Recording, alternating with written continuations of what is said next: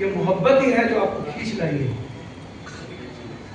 صبح سے بارش ہو رہی ہے، ایسے موسم میں لوگ گھر سے نکلنا پسند نہیں کرتے.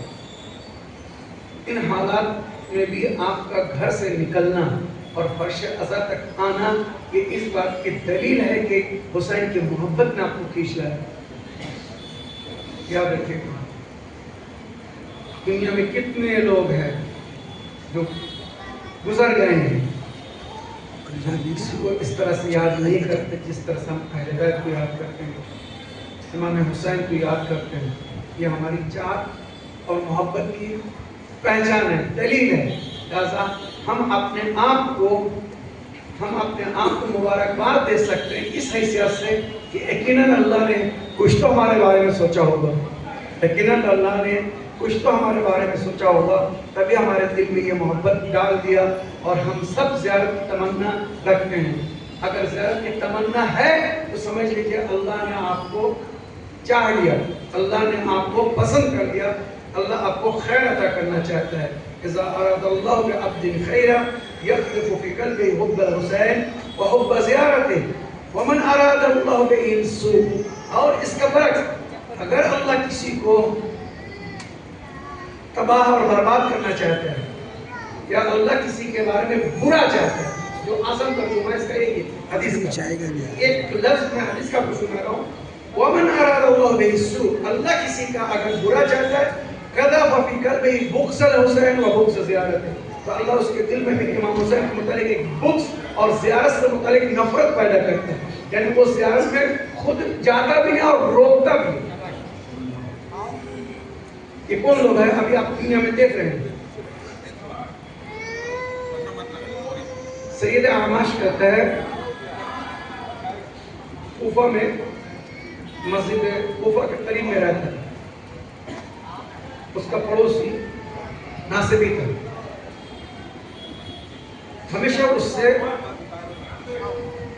دینی باتوں کو لے کر بحث کیا کرتا تھا. تم لوگ شیعہ یہ غلط کرتے، یہ کرتے، وہ کرتے، کرتے کرتے کرتے آخر میں کہا یہ جو تم لوگ زیارت پہ جاتے ہو نا، اپنا وقت اور پیسہ برباد کرتے ہو، کیوں جاتے ہو؟ اس رسول نے کہا قبر پہ جاؤ. خدا کی قسم اگر کبھی آپ سے لوگ پوچھیں کہ آپ جو یہ قبور کی زیارت کیے جاتے ہیں قرآن و حدیث میں کہاں ہے، تو حدیث میں تو بہت آپ سنتے رہتے ہیں، میں قرآن کی آیت بتا رہا ہوں، سورہ ممتحنہ کے آخری آیت، سورہ ممتحنہ کے آخری آیت ہے، جس کا میں ترجمہ بتا دیتا ہوں کہ ایسے لوگوں کو اپنا دوست مت سمجھنا، ایسے لوگوں کو اپنا دوست مت سمجھنا یا ان کو اپنا ولی اور سرپرست نہ بنانا جو اصحاب قبور سے مایوس ہوئے. اصحاب قبور سے کون لوگ مایوس ہوئے؟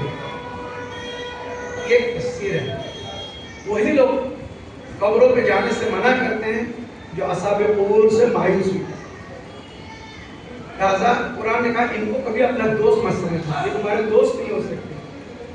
اللہ کے ولیوں کی جو قبریں ہیں، جس طرح سے زندگی میں انہوں نے لوگوں کو گائیڈ کیا، فائدہ پہنچایا، مرنے کے بعد بھی فائدہ پہنچا رہے ہیں.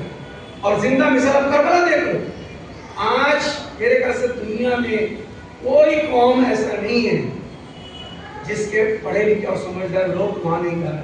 ابھی پچھلے دنوں میں افریقہ کے ایک فادر کا، کرسچن فادر، اس نے جو کمنٹس کیا امام حسین کی زیارت پہ جا کے زری کے پاس، اس کو ان لوگوں کو آگے بڑے بڑے لوگ جب جاتے ہیں ان کو کچھ بیان دینے کا موقع دیا جاتا ہے. جیسے نیلسن منڈیلا کے پوتا وہ گئے، اپنا گاندھی جی کا پوتا تشار گاندھی یہ گئے، روی شنکر آچاریہ یہ سب گئے تھے، تو ان سب کو بولنے کا وہ موقع دیا جاتا ہے. تو یہ فادر کو جب اس نے موقع دیا تو اس نے دنیا کو کیا پیغام دیا پتہ ہے؟ اس نے پوری کرسچینٹی کو کہا اگر تم لوگوں کو زندگی چاہیے تو یہاں، انگلش میں اس کی بات آپ سنیے، اگر تم کو اسپریچول پاور چاہیے، یہ کون کہہ رہا ہے؟ کرسچن کا گاڈ فادر، کہ اگر تم کو اسپریچول پاور چاہیے تو یہاں آؤ، جو سکون یہاں ملے گا وہ کہیں نہیں ملے گا. روی شنکر آچاریہ جی سے بھی یہی پوچھا گیا تھا انٹرویو میں، جب وہ لاسٹ ایگزام پہ گئے تھے تو کہا سر آپ کے پاس لوگ آتے ہیں اپنی پریشانی لے کر، جب مایوس ہوتے ہیں تنگ آ جاتے ہیں آپ کے پاس آتے ہیں، آپ ان کو حوصلہ دیتے ہو، کیا کرنا ہے، کیسے پریشانی سے باہر آنا ہے، آپ ان کو مایوسی سے باہر نکالتے ہو، ان کو سولوشن بتاتے ہو۔ کبھی آپ لوگوں کے ساتھ کچھ ایسا ہوتا ہے تو آپ کہاں جاتے ہو، آپ کو کہاں سے اسپریچول پاور ملتا ہے؟ خدا کی قسم روی شنکر آچاریہ کا جواب ہے، جب میرا دل بہت مایوس ہوتا ہے تو میں امام حسین کی درگاہ کرتا ہوں۔